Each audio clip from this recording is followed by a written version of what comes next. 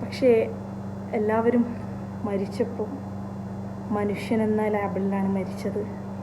അല്ലെങ്കിൽ ജാതിയോ മതമോ വേറൊരു ഇതുമില്ലാതെ, പരസ്പരം പകയോ വെറുപ്പോ വിദ്വേഷമോ ഒന്നുമില്ലാതെ ഉരുൾപൊട്ടലിൻ്റെ സമയത്ത് ആര് രക്ഷിക്കണം, ആര് രക്ഷപ്പെടും. പിന്നെ